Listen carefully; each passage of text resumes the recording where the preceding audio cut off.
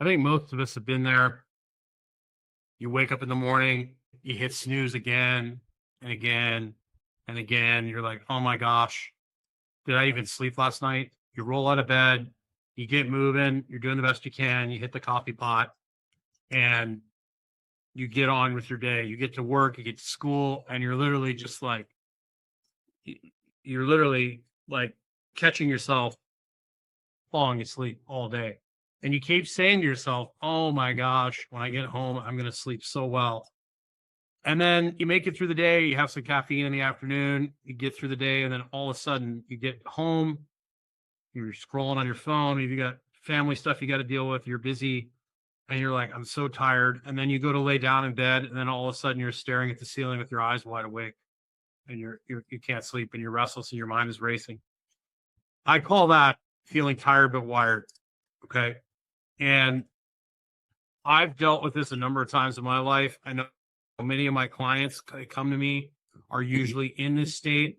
They're like, I don't understand. I'm so exhausted, and then I just can't get to sleep. Now, how does this happen? Okay. And it basically is a accumulation of your cortisol rhythm being messed up due to like stress, lifestyle issues, a chronic stress, period, like leads to stress response dysregulation, or I would call it cortisol resistance. You know, when you're first under stress, it feels amazing. A lot of people like myself will procrastinate on purpose. So you're under a lot of stress, you get a lot more done, you feel more focused anyways. I feel like I get a lot more done sometimes, and then it kind of bites you on the butt. Technology, scrolling through your phones, you know, screen late at night, you know, boosts cortisol, wakes you up. Your brain thinks it's like midnight or noon, and it's like it's nighttime essentially. Your circadian rhythm is all messed up. Poor sleep hygiene, irregular routines, caffeine intake. You know, if you take caffeine in the afternoon, it's going to mess your sleep up.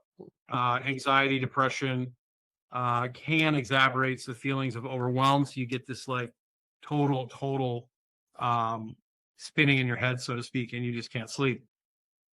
So how do we fix this? And I mean, it really comes back down to the 5 fundamentals that if you've been following me for a while, you're probably sick of me talking about it. But the first thing you got to do is you got to get outside in the morning. You want to get the cortisol up in the morning. So you want to get outside. You want to get your eyes in the light. Maybe you do a little bit of exercise instead of hammering that caffeine.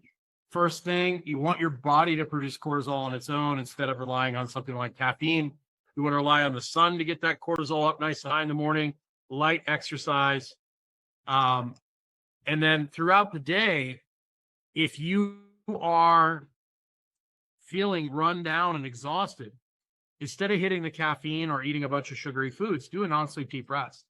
Like the 10-minute non-sleep deep rest by Huberman. When I'm tired and I haven't gotten a lot of sleep, some light activity, walking is great. That gets you outside. It helps get your circadian rhythm in order. But every time I do a non-sleep deep rest, I feel so much better. It just calms your nervous system down.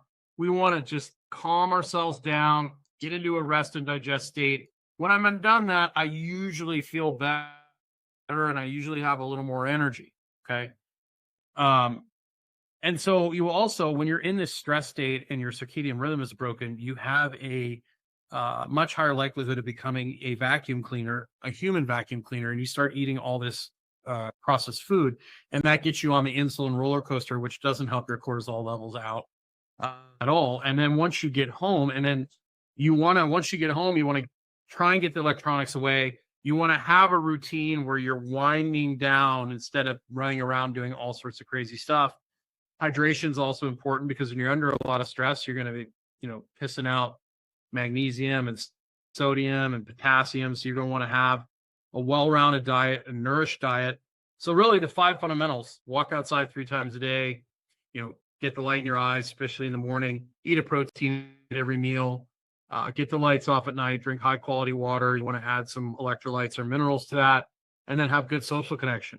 I mean, those 5 things are going to help mitigate this tired but wired thing. And it's just a matter of getting your rhythm back in order. And so getting out in the sun will help that. getting out, walking throughout the day, breathing through your nose when you're walking helps manage stress.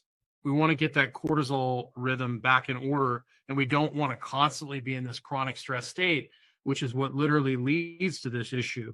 So generally speaking, what I would do is I would get outside in the morning, do some light exercise or a cool shower to get that cortisol up during the day.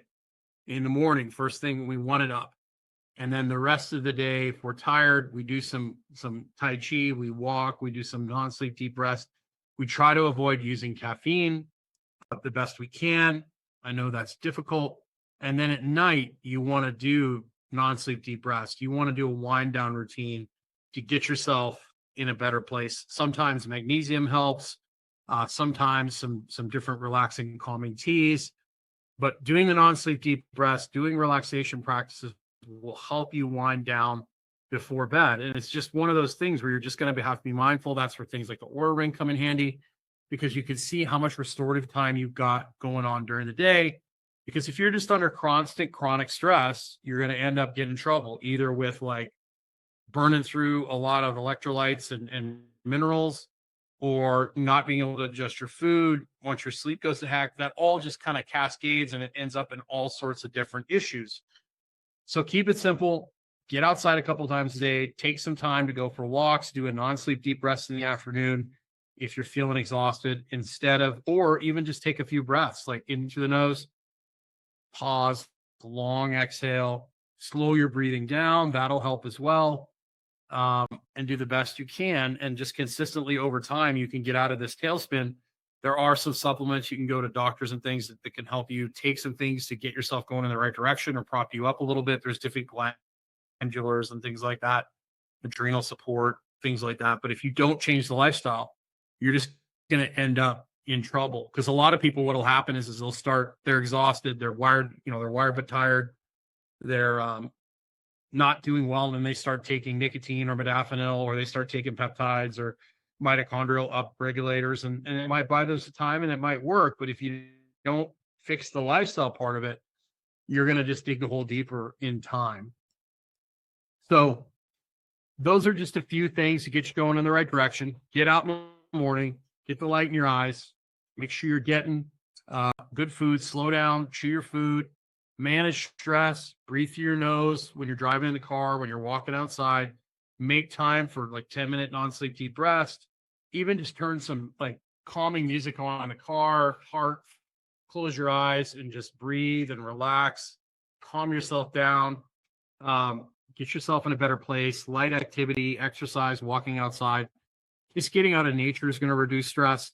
And then have a nighttime routine where you're getting the lights off after, when you get home, like after 8, the lights are off, the screens are off, and you have some sort of calming down procedure to get you ready for bed. So give those a shot.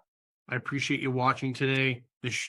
All these videos are brought to you by Pharaoh, pharaoh.shop. You can use my code GYM15 to get 15% off. It's a great product. He's got soaps, he's got all sorts of different things, but his main product is a product called Skin Food. I use it on my feet, and it really has made a huge difference. It's one of the few things that actually help.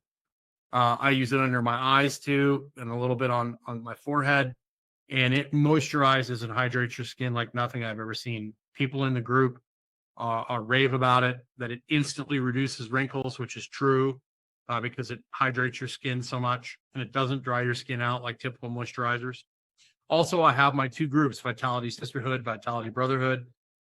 You can go to those groups. They're totally free. Come in, ask questions. I've got all sorts of material, all sorts of exercise stuff in there. I also, of course, do group coaching, men and women, and I also do some individual work as well. So you can find all that information on the Vitality Brotherhood website. You can go up to the top, coaching. There's recommended products. You can find Pharaoh. There'll be some links below. You can go to the coaching button on Vitality Brotherhood and book a call with me if you'd like to work with me, either in a group or one-on-one. But thanks for watching, and I look forward to seeing you again soon. Please like and subscribe. Have yourself a great day. Make sure you get outside.